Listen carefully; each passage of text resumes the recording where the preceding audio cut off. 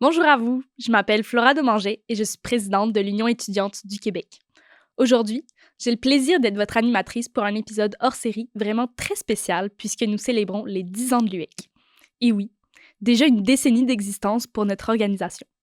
Pour l'occasion, j'ai la chance d'accueillir deux personnes pionnières qui ont donné vie à l'UEC en 2016, Caroline Aubry et Nicolas Lavallée.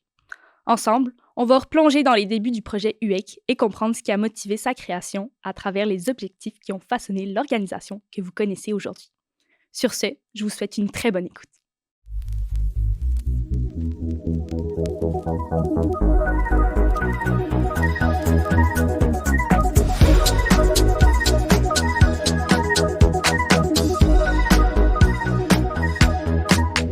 Bonjour à vous deux. Je suis vraiment heureuse de vous avoir pour ce tout nouveau épisode qui porte sur les 10 ans de l'UEC.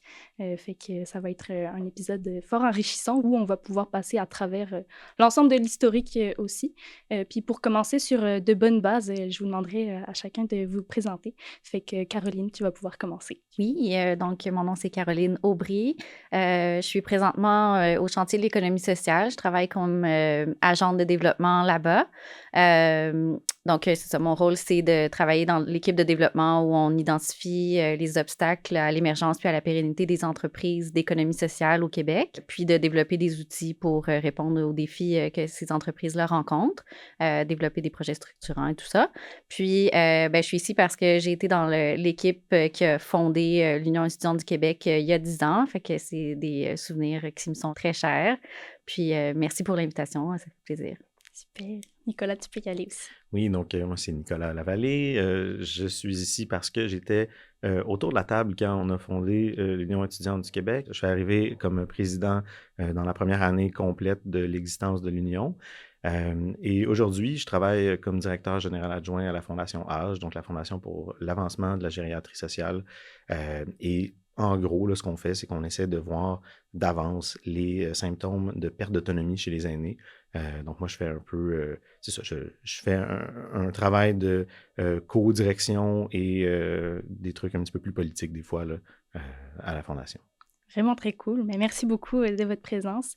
Peut-être avant de commencer niveau historique ou quoi, on peut aussi peut-être retracer votre parcours, donc votre implication dans les associations étudiantes, qu'on sache bien vous situer.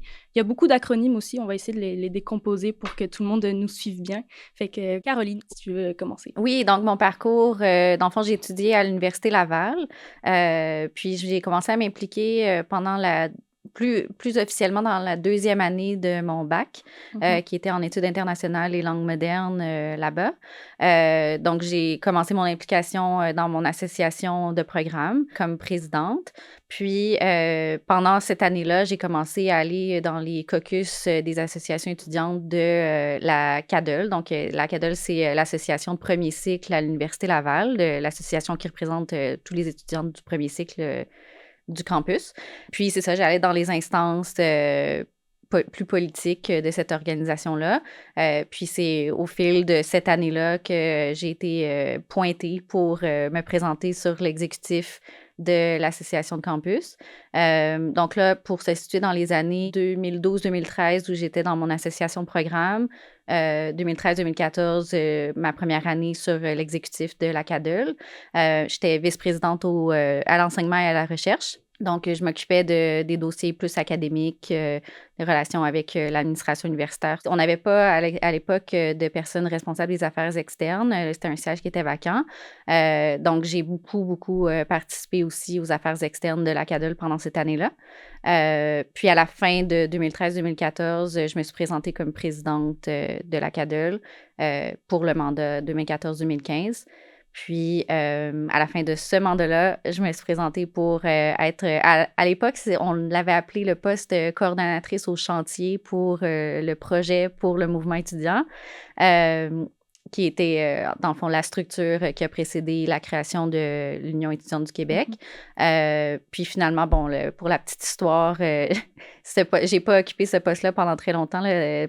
Au bout de 3-4 jours, on a dû se réorganiser. Puis je suis devenue comme coordonnatrice générale du processus de création de l'UEC. Et comme ça, on te resitue vraiment dans le mouvement étudiant à ce moment-là.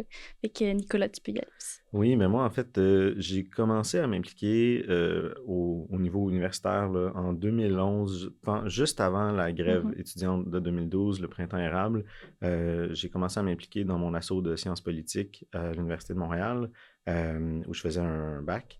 Puis, c'est ça, j'ai commencé à m'impliquer un peu dans les affaires externes sur le campus, donc aller à tout ce qui était les instances de la FECUM, l'association étudiante seulement de l'Université de Montréal, donc premier, deuxième, troisième cycle, à l'exception des écoles affiliées, donc Polytechnique, HEC. Et éventuellement, c'est ça, je suis devenu président de l'assaut de Sciences Po, de sciences politiques, pendant le printemps érable. Et 2 ans plus tard, donc en 2014, à l'hiver 2014, je me suis présenté pour être externe de la FECUM. Et finalement, j'ai fait donc ce premier tour de piste-là, 2014-2015 comme externe, et 2015-2016 comme secrétaire général à la FECUM, qui est l'équivalent de président, pour ensuite, c'est ça, être présent là, lors de la formation de l'Union étudiante, de tous les chantiers de travail, et finalement me présenter à l'hiver 2016 pour être président en 2016-2017 à l'Union étudiante. OK, super. Puis c'est ça, vous parlez déjà de plein d'étapes qui ont fondé finalement l'UEC en 2016. Fait qu'on peut peut-être essayer de prendre un petit peu de recul, là, retourner dans les années d'avant ça, de qu'est-ce que ça ressemble exactement, le système du mouvement étudiant? C'est quoi les associations qui existent, les associations nationales? C'est quoi les grosses associations aussi qui sont autour de la table? Fait que si on peut se faire un petit champ de vision là-dessus. Oui, dans le fond, c'est ça, il y a eu la grève étudiante en 2012 que tout le monde, je pense, connaît assez bien. À cette époque-là, il y avait 3 associations nationales au niveau universitaire. Il y avait l'AC, qui est l'Association pour la solidarité syndicale étudiante, qui a, pendant la grève, créé une coalition un peu plus large là, qui s'appelait la classe. Donc, dans le fond, ils avaient ouvert un peu leur association à des groupes non-membres. Ensuite, on avait la Fédération étudiante universitaire du Québec, la FEUC, qui était aussi comme un joueur très important là, dans l'espace médiatique puis dans le mouvement étudiant de manière générale pendant la grève. Puis, on avait une 3e voie qui était d'une importance et d'une influence beaucoup moindre là, aux 2 autres, qui s'appelait la Table de concertation étudiante du Québec, donc la TASEC, pour faire court. Donc, c'était les 3 associations qui existaient au niveau national pour le monde universitaire. Il y avait aussi la Fédération étudiante collégiale du Québec qui a joué un rôle important pendant cette période-là, mais qui était au niveau des cégeps et collèges. C'était ça à peu près le portrait. Puis, le mouvement étudiant au niveau universitaire était assez divisé, je dirais, là, déjà à ce moment-là.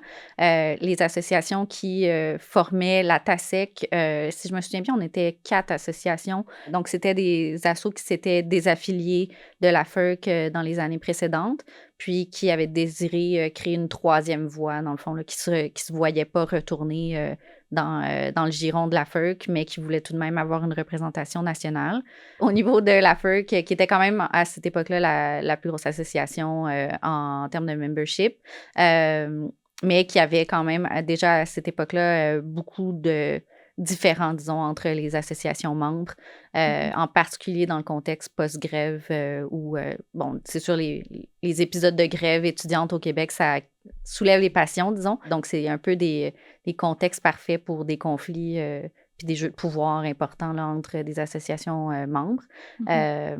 Donc, ouais, c'était un peu ça le portrait à ce moment-là.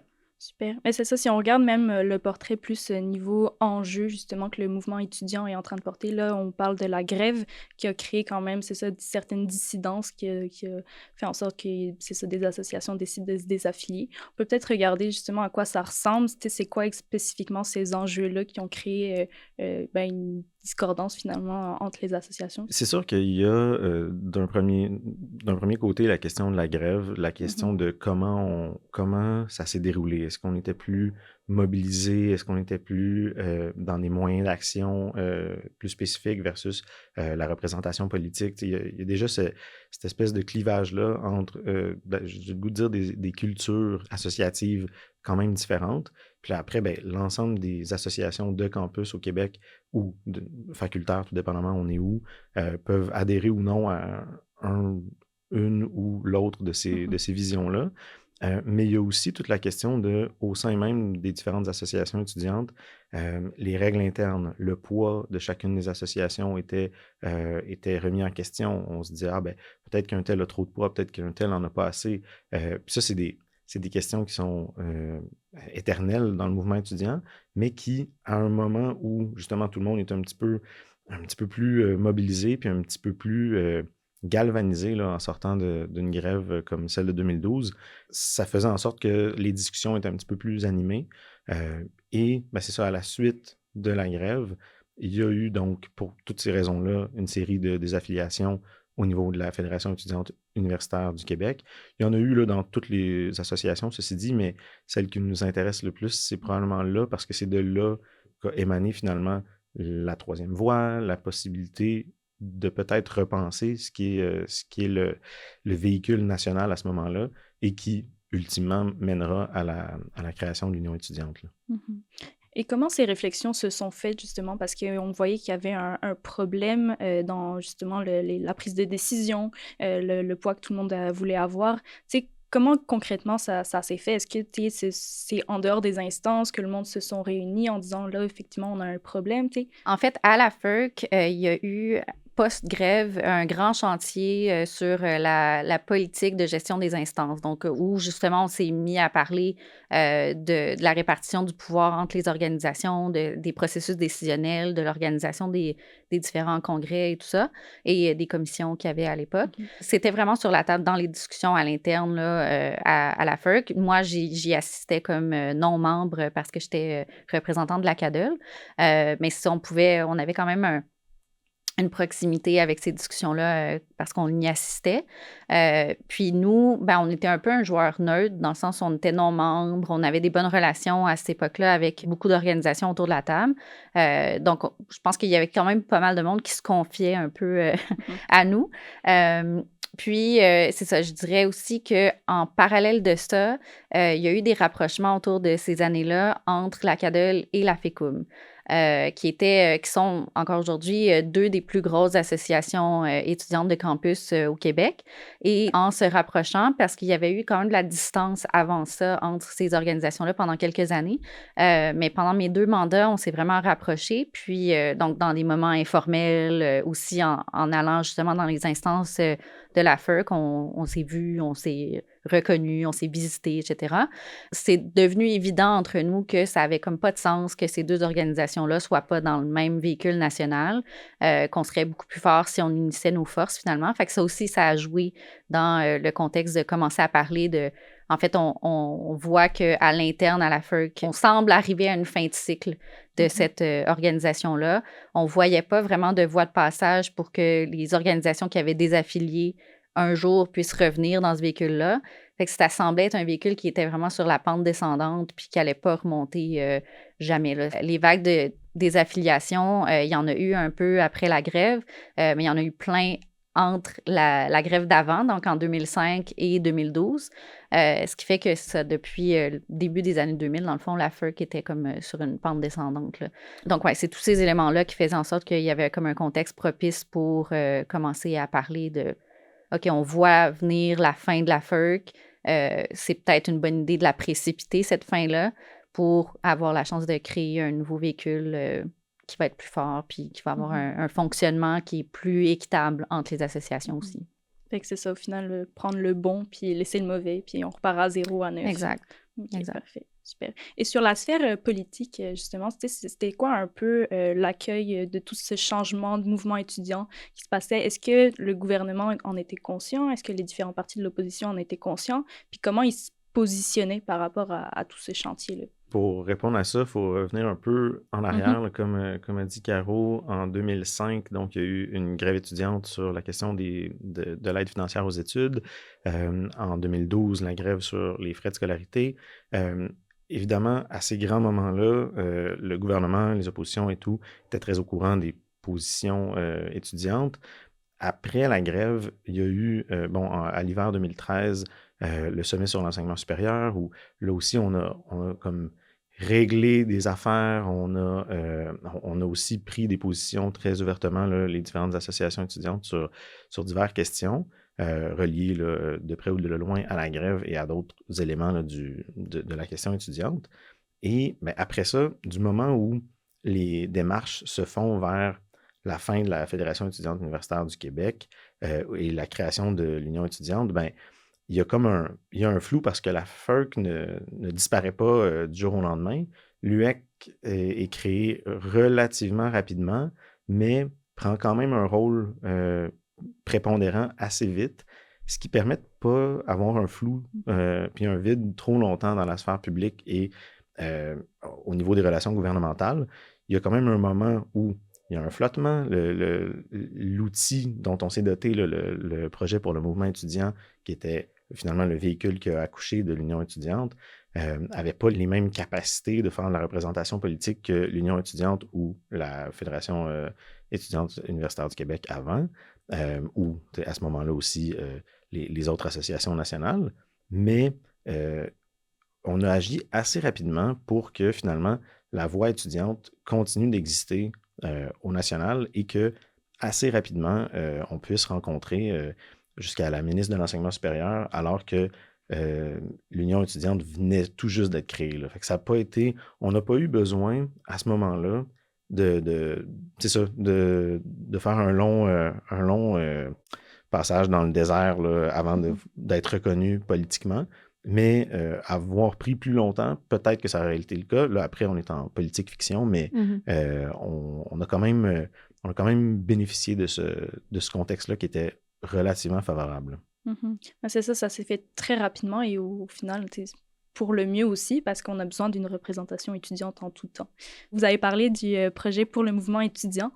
Comment exactement ça a vu le jour? Là, on se retrouve donc 2012-2013. Est-ce que c'est dans ces périodes-là, 2014, on tend de plus en plus vers 2016. Fait que, comment ça s'est mis en place concrètement, cette structure-là? Si je recule encore un petit peu, dans le fond, dans l'année 2013-2014, on commençait déjà à parler de rapprochement entre la CADEL et la FECUM dans une perspective d'éventuellement vouloir remplacer le véhicule national qui était la FERC.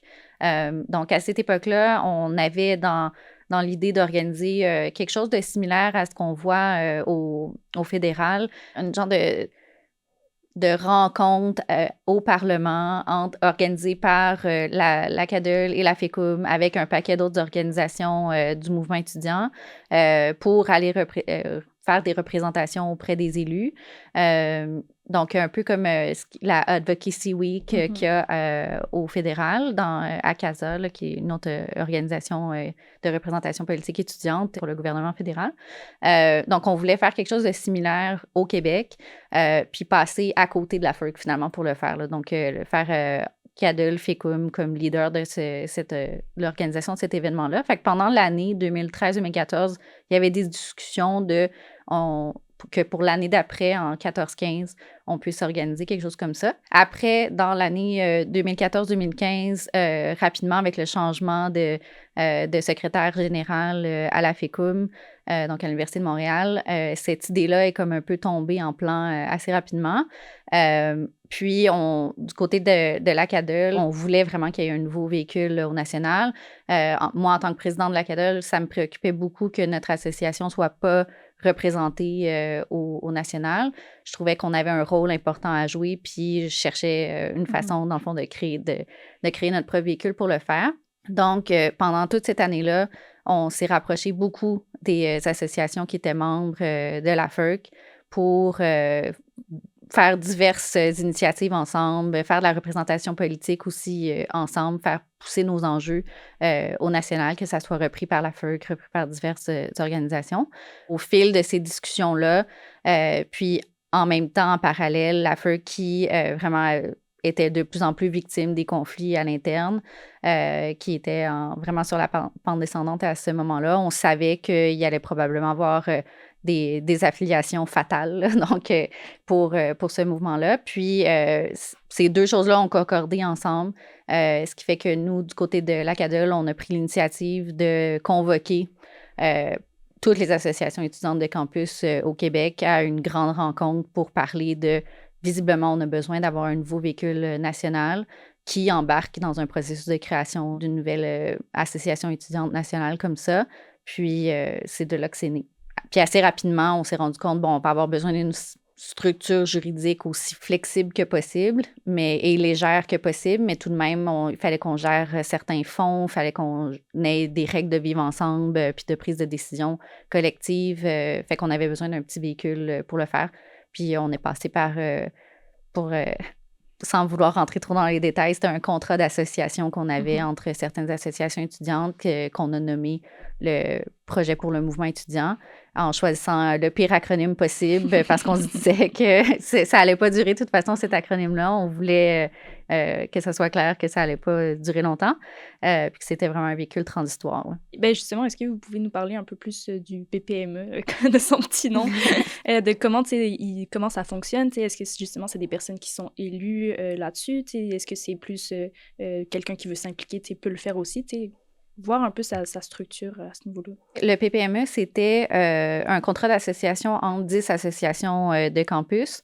Il y en avait plus que ça qui participaient qu'on invitait à toutes les rencontres, puis qui donnaient leurs avis. Mais il y en avait 10 qui avaient comme signé la feuille en disant « Nous, on s'engage à participer à ce processus-là ». Et pour la plupart de ces 10 organisations-là qui avaient aussi décidé d'y investir de l'argent pour notamment payer une petite équipe qui allait être capable de coordonner le processus de création puis de discussion, les chantiers de travail qu'on avait à amener ensemble. Donc, assez rapidement, il y avait un consensus que ça nous prendrait là, une équipe responsable de ça, que ça allait pas être correct, que ça allait pas bien fonctionner si c'était une association ou quelques associations qui prenaient le leadership dans ça. Donc, c'était pas ouvert, là, genre n'importe qui peut se présenter. C'était les membres des associations membres qui pouvaient s'y présenter. On a fait le processus assez rapidement, là, je dirais dans les 2 mois après la grande rencontre dont je parlais que l'Acadol avait convoquée. Donc, c'était en mars 2015. Puis en mai 2015, on a créé le premier comité de coordination qu'on avait appelé à l'époque pour le PPME. Puis comment c'est ça fonctionnait? Est-ce que justement, c'est des personnes qui avaient déjà des dossiers ou c'était vraiment consacré à créer une nouvelle identité? C'était quoi les enjeux politiques à ce moment-là? Comment ça fonctionnait? On était très dans les enjeux de procédure, justement, là, qui avaient justement coulé certaines associations avant, parce que là, on devait faire face à cette espèce de climat un peu de... Je ne sais pas si méfiance c'est le bon terme, mais en tout cas, la confiance ne régnait pas là, sur comment on va gérer une future association étudiante nationale. Donc là, d'où la question finalement d'avoir un comité, c'était pas un comité exécutif, mais un comité de coordination qui est payé de façon impartiale, que ça ne peut pas être seulement une asso, etc. Tous les mécanismes pour donner de la distance à ce groupe-là étaient mis en place pour que justement les anciens membres de toutes les associations étudiantes nationales qui étaient autour de la table, parce qu'il n'y avait pas que des anciens de la FERC, il y avait des anciens d'un peu partout, puissent avoir confiance dans le processus. Puis c'était comme l'exigence numéro 1 là, de se dire on se garde une distance, on garde ces gens-là impartiaux. Et donc, notre travail le plus rapidement possible, puis quand on va pouvoir y revenir, mais c'est d'accoucher d'une structure associative qui répond à ces besoins-là, qui répond aux besoins qui ont été exprimés dans les dernières années sur les problèmes de gouvernance qui avaient été identifiés, en prenant ce qui fonctionnait bien à la FERC, mais ce qui fonctionnait bien ailleurs aussi, puis en rejetant finalement les enjeux les plus nuisibles au niveau du poids des associations, puis leur pouvoir, puis etc. Ce qui a mené finalement à faire 3 chantiers pendant l'été pour travailler sur ces règlements généraux-là. Exact. Fait qu'on était vraiment dans la procédure, comme Nick le dit. On n'était pas donc dans la représentation politique. C'était clair que le comité de coordination n'avait pas la légitimité pour faire la représentation politique parce que le PPME n'était pas une association nationale reconnue. Les membres des associations qui étaient autour de la table cotisaient pas à ce véhicule-là. Fait que c'était vraiment comme un truc qu'on savait pas si ça allait fonctionner à l'époque. On s'embarquait dans un processus itératif ensemble puis de réflexion, puis on l'espérait que ça allait mener à une association nationale, mais ce véhicule-là lui-même n'en était pas un pour faire la représentation politique. Puis juste un petit mot, effectivement, sur les dynamiques qu'il y avait entre les associations. Ben, c'est sûr, quand la FERC a été anéantie par la désaffiliation de la FECUM, qui était la plus grosse association membre de la FERC à l'époque. Ça n'a pas fait le bonheur de tout le monde autour de la table à la FERC. C'était pas comme s'il y avait un consensus, tout le monde était d'accord de mettre fin à cette organisation-là. On parle de juste quelle année, juste pour qu'on puisse se situer? 2015. Hiver 2015. Oui, hiver 2015. Donc, il y avait des tensions quand même entre ces organisations-là, en plus des différends, disons, historiques entre le passif, disons, qui existait déjà entre d'autres associations puis celles qui étaient membres de la FERC. Ce qui fait qu'on avait effectivement besoin là, de vraiment rétablir les relations de confiance entre les organisations. Il y avait effectivement beaucoup de méfiance. À l'époque aussi, la plupart des organisations autour de la table étaient très craintives que la FECUM gère tout le processus puis force des choses aux autres associations. Fait que c'est ça, les gens étaient méfiants, disons, autour de la table, puis il fallait qu'on prenne ça en considération. C'était un grand défi de gouvernance qu'on avait à rencontrer. Là. Fait que c'est ça, finalement, 3 chantiers pour mettre en place la structure, fait que des consultations et tout. Est-ce que c'est ça, c'est des documents qui sortent après de ça? Il y a des règlements qui sont en train d'être créés? C'est quoi un peu, qu'est-ce qui sort concrètement de ces rencontres-là? C'était un gros défi. On avait l'été pour créer les règlements généraux d'une nouvelle association nationale avec plein d'organisations qui n'étaient pas attachées formellement à ce processus-là, outre que par le contrat d'association, mais dans les faits, à chaque rencontre, à chaque chantier, les associations pouvaient claquer la porte puis jamais revenir. Donc, c'était précaire quand même là, comme environnement dans lequel travailler. On n'avait aussi vraiment pas beaucoup de ressources financières là, pour avancer dans ce processus-là. Donc, on a fait vraiment le minimum.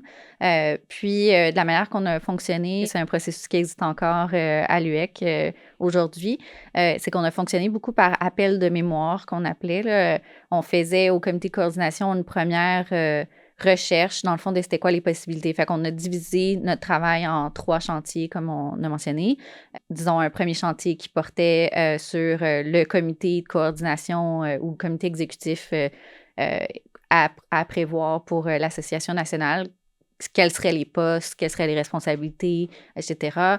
Comment est-ce qu'on imaginait l'organigramme de cette organisation-là, donc ces différentes instances décisionnelles, etc.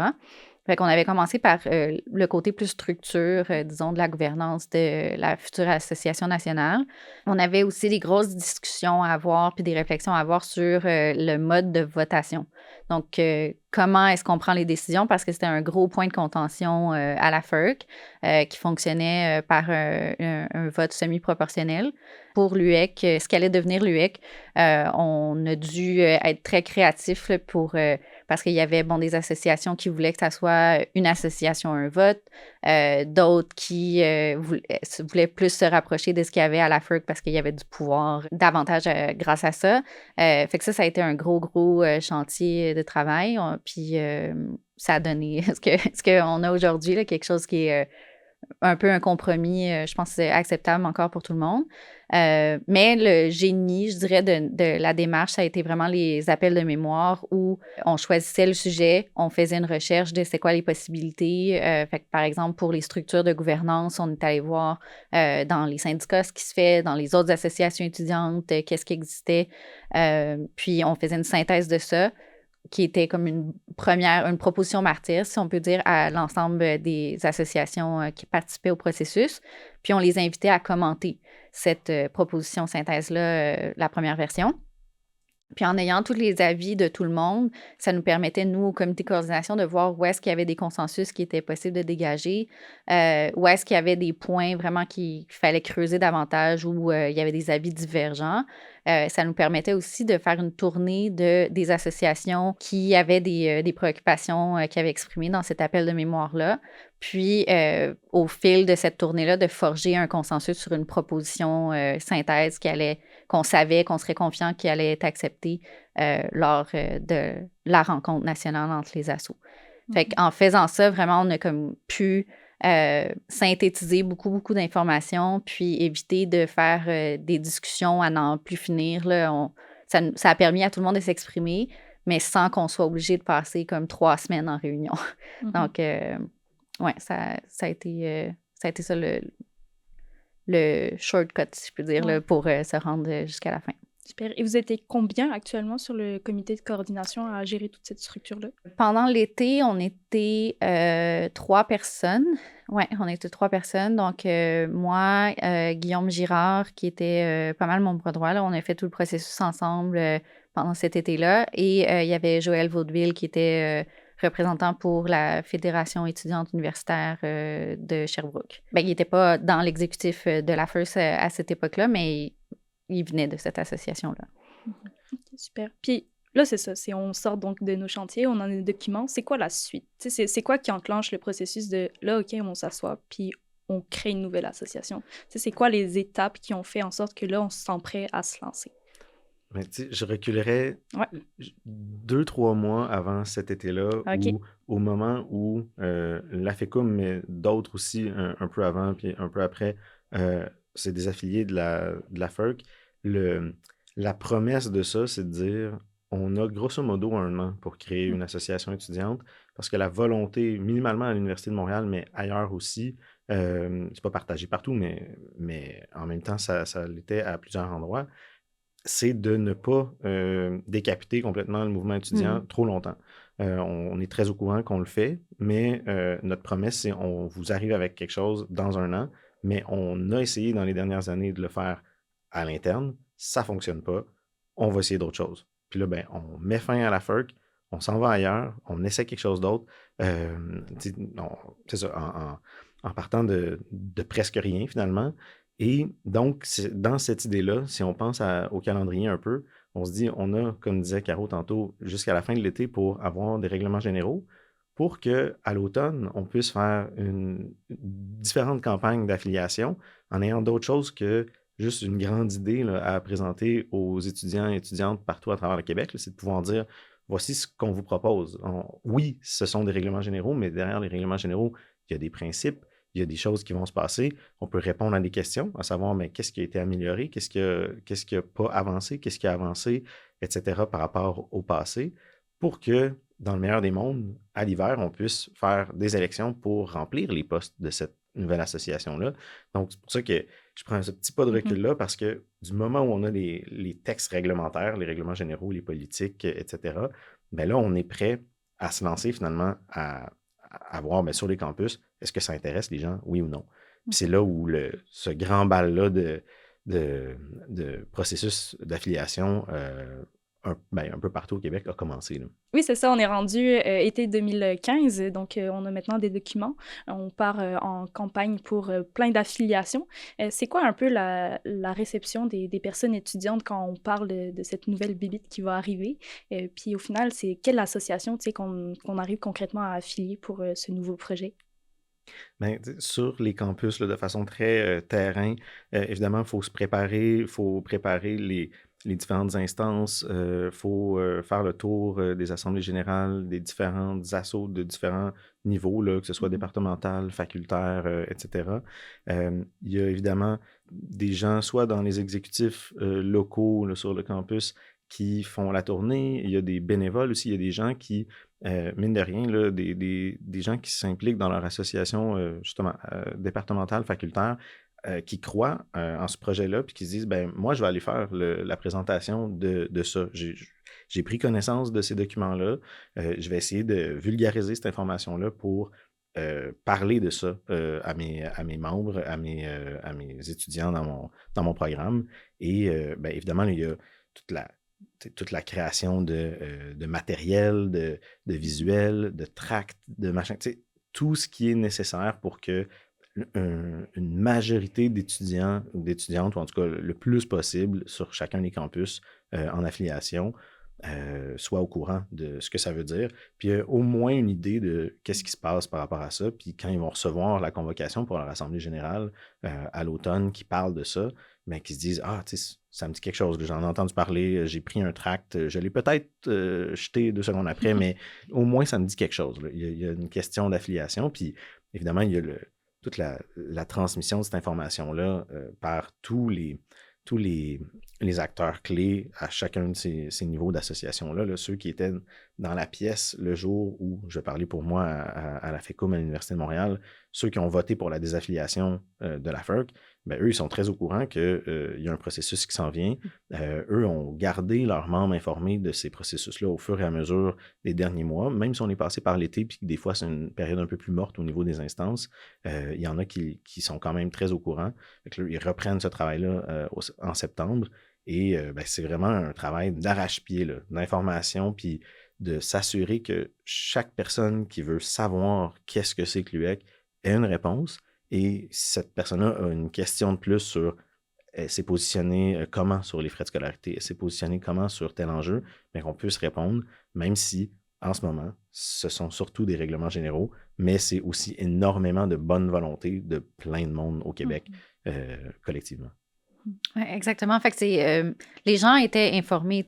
On a maintenu la mobilisation pendant tout le processus de rédaction des règlements généraux, des politiques, etc.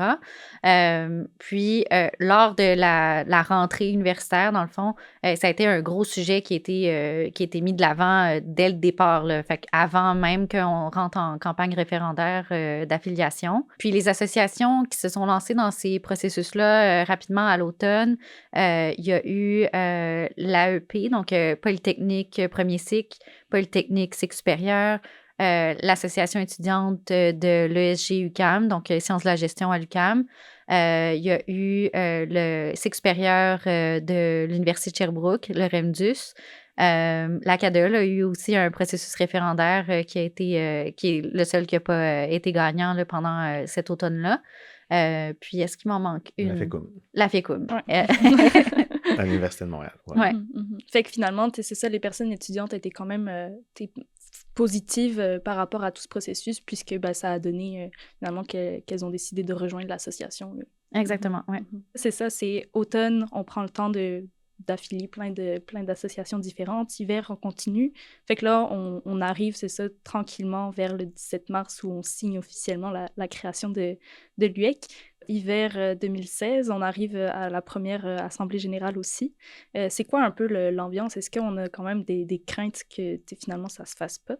Ou bien on est comme, OK, tout le monde, on est sur la même longueur d'onde, ça va y aller, puis on va rouler la première année? Oui, rendu à l'Assemblée générale annuelle, on savait que c'était plus festif, là, je dirais, comme ambiance.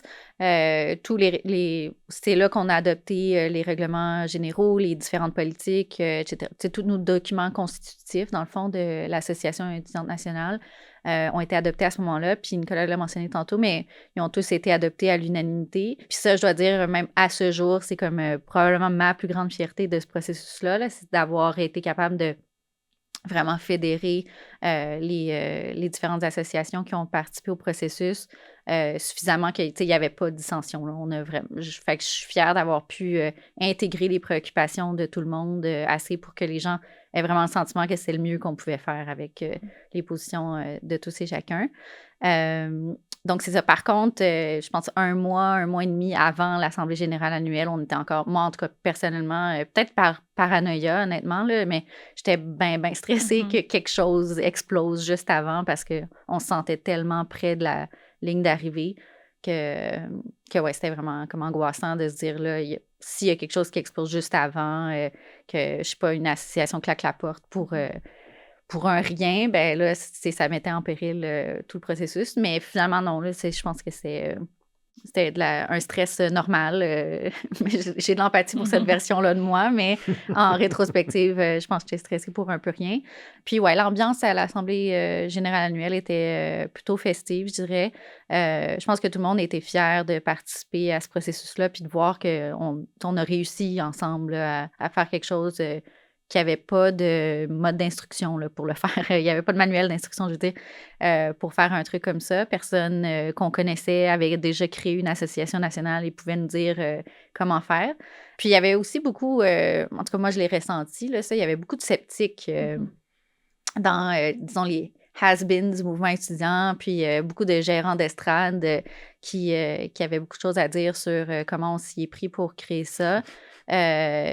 Fait que moi, en tout cas, je sentais pendant tout ce processus-là, je sentais comme ces gens-là un peu me respirer dans le cou, là, se rendre à l'Assemblée générale annuelle puis officialiser ça à l'unanimité tout le monde. Ça a été quand même un moment important. Là. Ben, puis je trouve qu'il y a eu un shift quand même important entre, c'est ça, 1 an avant ça, quand on s'est mis à travailler sur tous ces chantiers-là, la méfiance était dans le tapis. Puis après les affiliations, ben, tu sais, ça s'est dissipé tranquillement, mais après les affiliations, là, il y a eu comme un moment où, autant au début du processus, tout le monde essayait un peu, forcément, là, de tirer la couverte de son côté. Là, on s'est mis à la tirer du même bord. Tu sais. Les assos se sont mis à dire, OK, il faut que ça fonctionne. On a tout fait ça, pas pour rien. Il faut que ça fonctionne.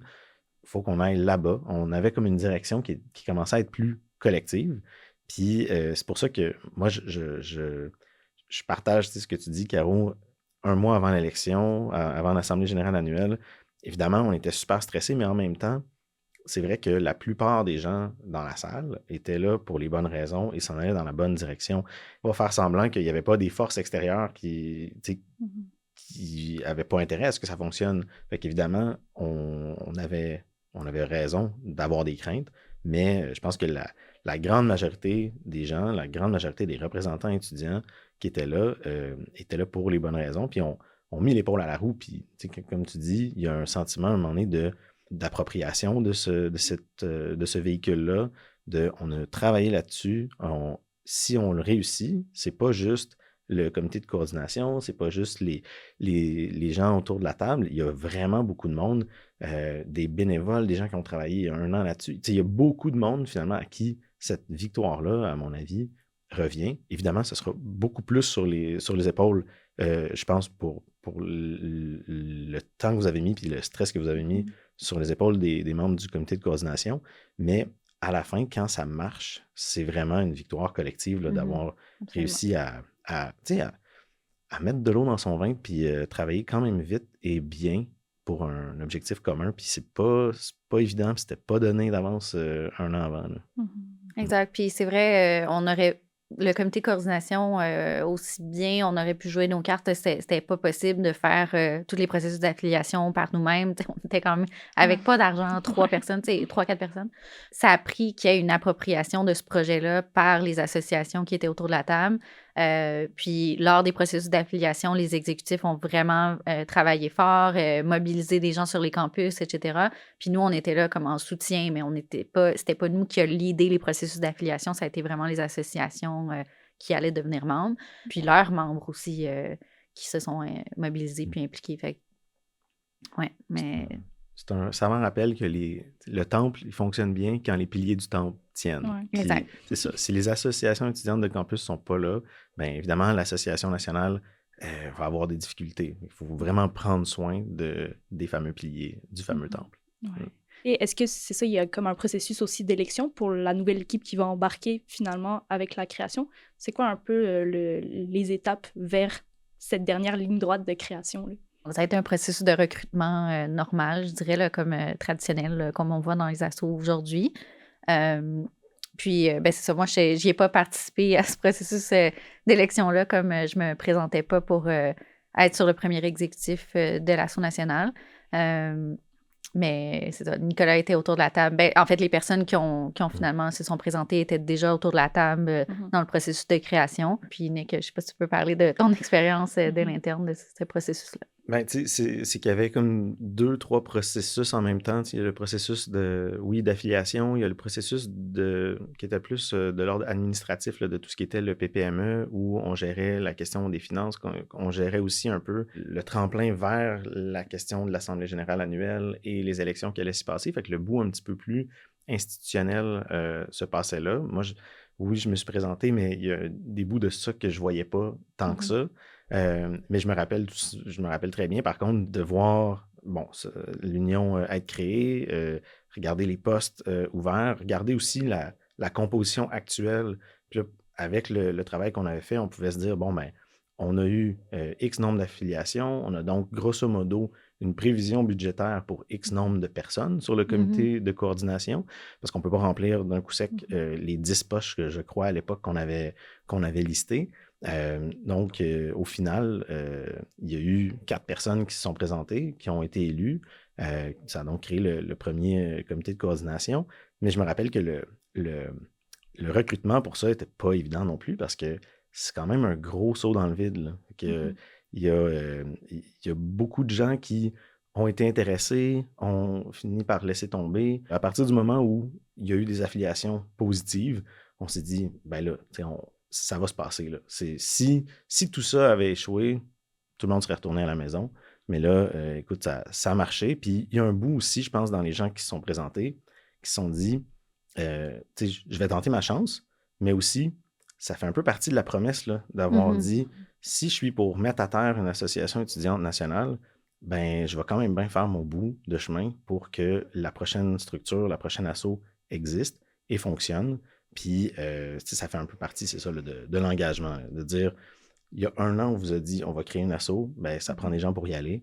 Il y a des gens qui se sont présentés, puis, ben, après, c'est l'histoire qu'on connaît, là. Exact. Mais c'est vrai que c'était une grosse commande, là, parce que tu as un nouveau véhicule national qui n'a pas fait ses preuves, tout est approuvé, dans le fond, dans cette nouvelle organisation-là. Puis tu pars d'à peu près rien. Dans le fond, il n'y avait pas beaucoup de ressources, il n'y avait pas comme des fonds qui avaient été accumulés dans les années d'avant, il n'y avait pas de bureau à l'époque. Fait que, tu sais, c'est vraiment de mettre tout ça sur pied. Et de devoir commencer à faire de la représentation politique où est-ce qu'on sait que tous les yeux vont être tournés vers cette association-là, à savoir est-ce qu'elle est capable de livrer la marchandise. Donc, c'est ça, la commande était quand même élevée, là, puis c'est mon chapeau à Nicolas qui a décidé de prendre ce gros mandat-là à l'époque. Ouais. Oui, ben c'est ça. J'avais aussi une question pour toi, puisque c'est ça, tu as décidé de te présenter à la présidence. C'est quoi un peu qui t'a donné le goût, la motivation de foncer dans quelque chose qui existe? Qui n'avait pas fait ses preuves encore? Ben, tu sais, dans mon parcours de mobilisation étudiante, les affaires externes, les affaires sociopolitiques m'avaient toujours parlé, là. Tu sais, j'en ai parlé tout à l'heure, j'étais externe de mon asso, c'est comme ça que je suis rentré à la FECUM aussi. Donc, c'était un peu la suite logique pour moi de faire des affaires sociopolitiques. Puis, c'est ça, ça fait 1 an qu'on travaille là-dessus, ça fait 1 an qu'on essaie de faire atterrir Ben, puis là, je dis 1 an pour moi, mais ça fait des années que ça se discute dans les associations étudiantes, comme l'a dit Caro. Puis les exécutifs avant moi, à la FECUM, à l'UEC, à la CADEL, un peu partout, ont travaillé là-dessus. Je pense qu'il y a un peu une question de devoir là-dedans, de se dire, on ne va pas laisser tomber le mouvement étudiant. Il faut qu'il soit en mesure de s'organiser. Puis pour moi, c'est quelque chose de super important dans la société québécoise. C'est un des, sinon le groupe de la société civile qui est le plus, je pense, en mesure de faire avancer des causes sociales progressistes. Puis, et ça passe souvent par la condition étudiante. Des fois, c'est ailleurs. Mais c'est ça. Donc, il y avait ça. Puis, je pense que c'était ça la principale motivation. Mais comme dit Caro, c'est vrai que le jour 1, c'est un peu spécial. Tu as un tas de règlements généraux, tu as une promesse de fonds qui va peut-être s'en venir, qui va s'en venir, mais on ne l'a pas encore. Il y a un délai, ouais. Le compte en banque n'existe pas, le bureau n'existe pas, mais les règlements généraux sont là, puis l'équipe est là. Fait que là, il faut que tu te dises, OK, là, on va se lancer dans les orientations qui... il va falloir qu'on se lance là-dedans. C'est quoi les orientations pour l'année? C'est quoi les plans d'action pour l'année? Et évidemment, tout ce qui est l'infrastructure, trouver un bureau, s'acheter des ordinateurs pour arrêter d'être sur nos ordis personnels, avoir des... c'est ça. toute la poutine d'une organisation, d'une quelconque forme d'entreprise, ben, fallait gérer ça au plus vite parce que puis aussi embaucher des ressources. Bref, c'est une liste quand même longue de choses à faire en entrant en poste, là. Concrètement, comment se déroule exactement la première année de l'UEC? Ben, concrètement, on se fait élire en avril, on commence notre mandat le 1er mai et on a essentiellement des règlements généraux dans les mains. On n'a pas grand-chose d'autre, donc rapidement, on se fait prêter un local par une des associations là, au campus de l'Université de Sherbrooke à Longueuil. Pendant qu'on a ce prêt-là, on se dote de tout ce qu'il faut, là, compte en banque, ordinateur, carte de crédit, etc., pour arrêter de loader nos propres cartes de crédit. On commence à faire le processus de planification des instances de l'année, donc à quel moment on va se doter d'orientation, de plan d'action, etc. Et en parallèle, on commence à se dire, bon, ben, comment on fonctionne au niveau des ressources humaines, qui on embauche en premier, comment on fonctionne, etc. Donc, on commence à se lancer là-dedans. Et ben, rapidement, là, quelque part en juin, on accueille notre directrice administrative. On embauche aussi au niveau conseiller politique, recherchiste, graphiste, etc. On s'est lancé là-dedans. Et donc, tout ça est un peu en parallèle, là. La question des ressources humaines, la question des instances, puis ultimement la question de la représentation politique qui va commencer qui commence déjà un petit peu, mais qui va rouler un petit peu mieux du moment où on va être doté d'orientation et de plan d'action, là. Puis les orientations ont été adoptées finalement quand au niveau de l'année? On était un petit peu donc en retard par rapport à une année normale. Normalement, Mhm. les orientations, c'est à l'Assemblée générale annuelle en avril. Là, nous, on les a adoptées relativement rapidement en juin. Puis ensuite, on s'est retrouvés en caucus à la fin de l'été pour adopter les plans d'action qu'on avait rédigés pendant l'été. Puis ensuite, ben, on a continué, là, on est allé de l'avant avec ça. Évidemment, il y a une partie de ça qui avait déjà été commencée, là. On avait une idée avec les orientations de quoi faire, mais c'est ça. Donc, ça a été un petit peu décalé par rapport à une année normale là, de l'Union étudiante. C'est pas facile non plus comme année. On a commencé à 4, on a fini à 3. Donc, c'est le genre de... Mais on a aussi bénéficié de beaucoup, j'ai le goût de dire, de beaucoup de bienveillance de la part des associations étudiantes. Justement, quand on est passé de 4 exécutants à 3, ben, les assos ont dit, OK, on a une trentaine d'orientations cette année, on va réduire ça de façon proportionnelle. C'est correct, on va mettre de l'eau dans notre vin par rapport à ça. Fait qu'on a pu réduire un peu le nombre de dossiers sur lesquels on devait faire de la représentation, le nombre de dossiers sur lesquels on devait faire du contenu. On a quand même bénéficié de ce coup de pouce-là. Puis encore là, on était dans cette logique là, de les associations s'approprient ça, ils veulent que ça marche. Fait que si on arrive devant un obstacle, ben on va aider à le surmonter. On va pas être désagréable par rapport à ça. Ce qui était le mindset il n'y a pas si longtemps dans le mouvement étudiant. Puis j'ajouterais à ça aussi un énorme coup de main. Donc, je lève mon chapeau aux gens de la Fédération étudiante collégiale du Québec qui, eux, vivaient aussi là, une période de turbulence quand même pas évidente, comme toutes les associations nationales à ce moment-là, mais qui ont répondu présent pour nous aider sur comment s'organiser, comment s'outiller. Puis c'était vrai un peu quand même dans le processus du PPME, je pense, tout en... Il n'y avait pas le choix de garder une forme de distance parce qu'il n'y avait pas encore à un certain moment une légitimité, puis etc.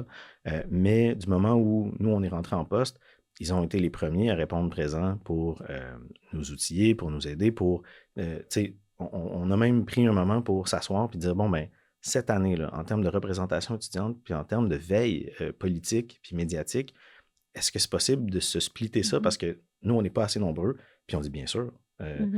Bien sûr, voici notre plan. On va se le partager. Puis on peut s'aider. Si on va dans telle région, ben, on peut vous aider à y aller. Il y a eu vraiment une belle collaboration que ça aurait rendu ça tellement plus difficile de ne pas avoir ça.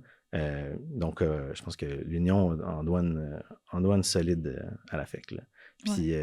Puis on a aussi été chanceux politiquement parlant, c'est-à-dire que je pense qu'on a bien fait notre travail de représentation dans l'année qui a précédé puis pendant ce mandat-là, mais l'année 1 de l'Union coïncide aussi avec un gain en aide financière aux études.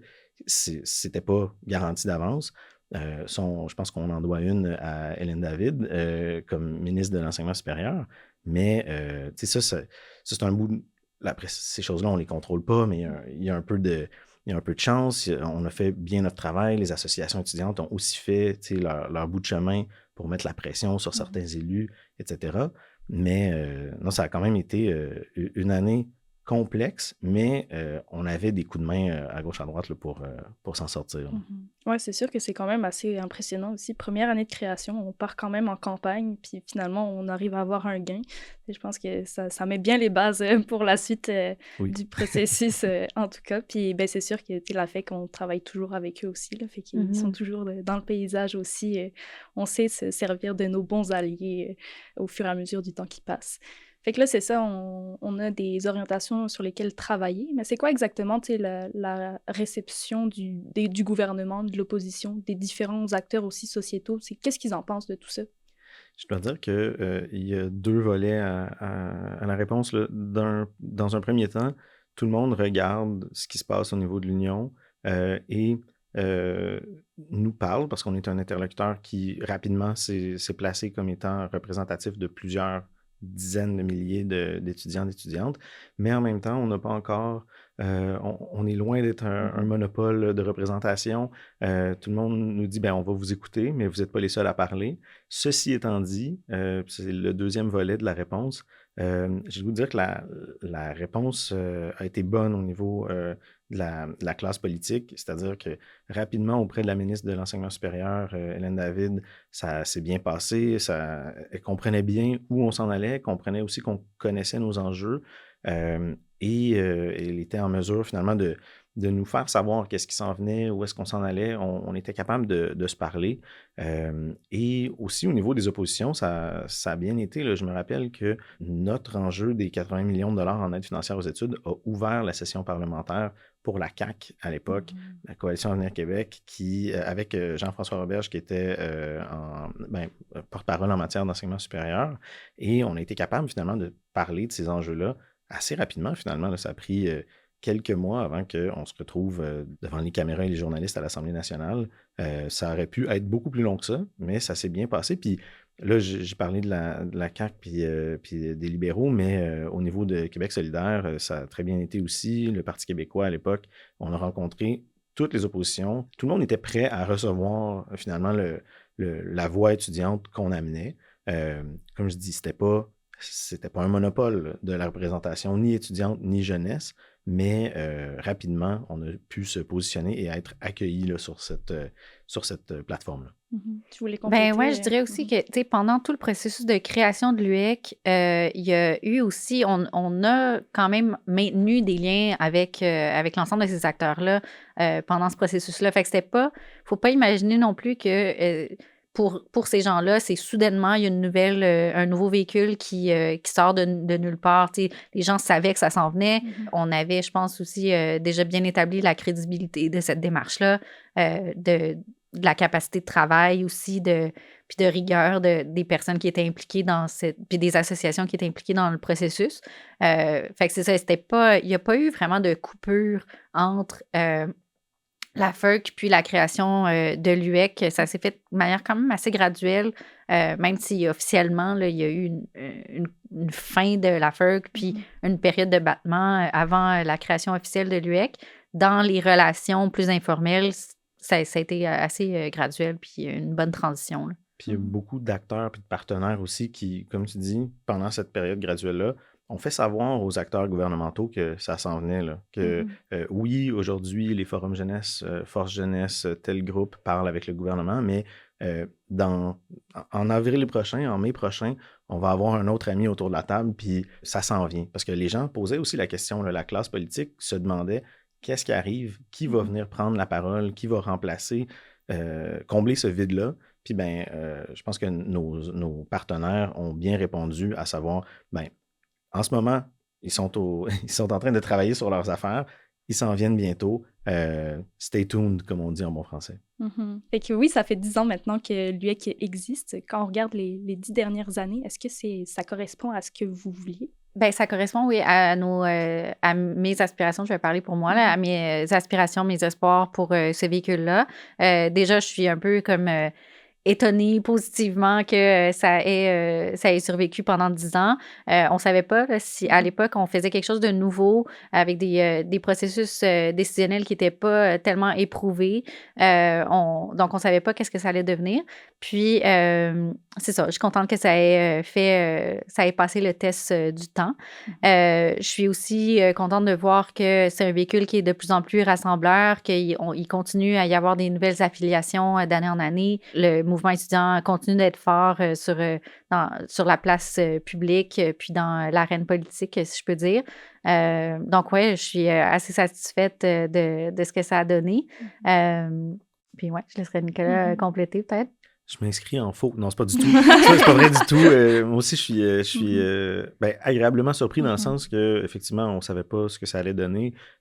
Ça correspond à mes attentes dans le sens où, oui, il y a la question du membership, de l'aspect rassembleur de l'Union qui à ce jour, tient la route. La question des gains politiques aussi, évidemment, on le sait, là, en relations gouvernementales, en politique, on pourrait travailler extrêmement fort et avoir aucun gain, si c'est possible. On peut tout simplement mal tomber des fois, mais force est de constater que la mobilisation qui a été faite, la crédibilité que l'Union a été capable d'aller chercher a mené à plusieurs victoires. Puis ça, ben, c'est indéniable, là, ça va demeurer pour toujours dans la petite poche de l'Union.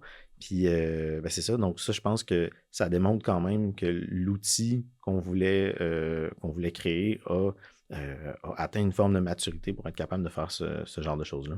À l'époque, c'était quoi exactement vos objectifs à long terme? Comment vous voyez évoluer l'UEC? Moi, je voulais vraiment que ça soit une organisation qui était capable de s'adapter aux différents contextes,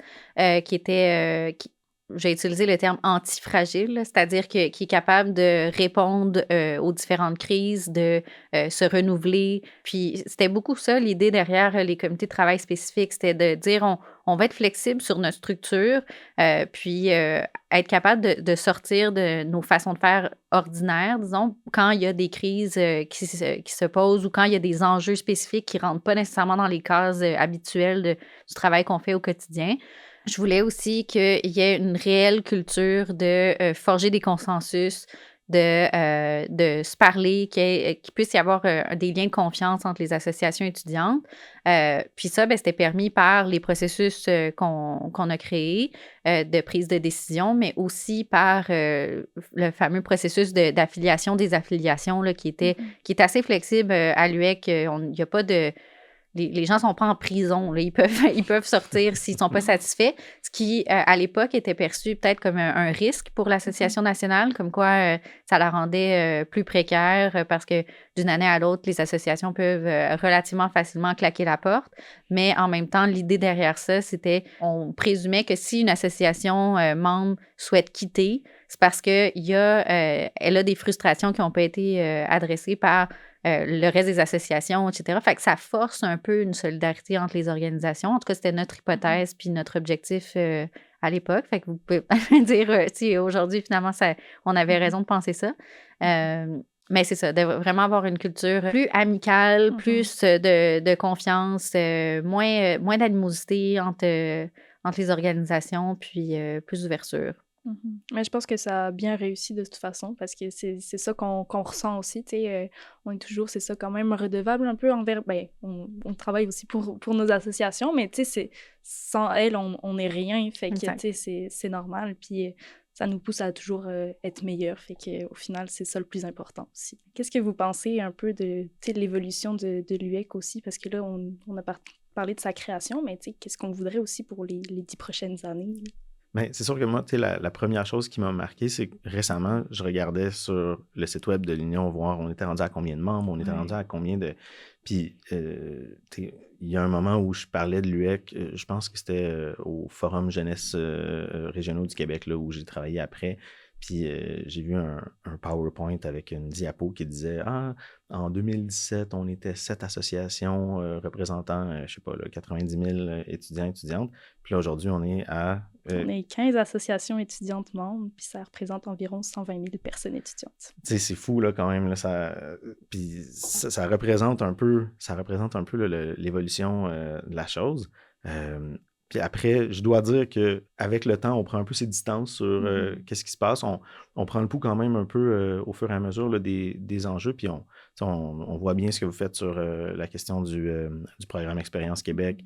On voit bien les différents enjeux qui sont mis de l'avant. Après, c'est ça, je sais pas trop. J'ai le goût de dire, dans la mentalité de création de l'Union étudiante, on s'était dit, on veut un véhicule qui est flexible, qui est capable d'aller chercher des partenaires, qui est capable de s'assurer d'avoir un membership qui a le goût d'être là. Si tu n'as pas le goût d'être là, tu t'en vas. Si tu as le goût d'être là, tu es présent, puis tu es le bienvenu. Moi, j'ai le goût de dire, tant et aussi longtemps que ça fonctionne, tant mieux. Tant et aussi longtemps que c'est la volonté du mouvement étudiant puis des associations. Si la volonté change, il en sera ainsi. Mais j'ai l'impression que c'est un modèle qui est un peu moins fermé ou encadré comme avait pu l'être la FERC, mais aussi d'autres associations où si tu entrais, c'était quasiment difficile d'en sortir. Il y a ça aussi là, qui a déjà fait partie des réflexions. Moi, un souhait que j'ai pour l'avenir de l'UEC, c'est vraiment de renforcer la capacité de mobilisation puis de ne pas perdre ça de vue comme étant quelque chose de vraiment, vraiment important, autant défensif que d'être capable de s'impliquer dans des causes sociales qui ne sont pas nécessairement directement liées à l'enseignement supérieur, mais d'être capable de porter la voix de la jeunesse aussi, parce que c'est ça, le mouvement étudiant est quand même une voix importante au Québec, est très organisé, a des moyens, etc. Fait que je pense qu'il y a un rôle à jouer politiquement en dehors des enjeux directement liés à l'enseignement supérieur. Puis, je ne sais pas ce qui est exactement devenu des comités de travail spécifiques, mais c'était une façon innovante, dans le fond, d'élargir la coalition autour de l'Association étudiante nationale en incluant d'autres partenaires, des associations non-membres, des associations de facultaires, etc., dans les luttes. Donc, c'est ça.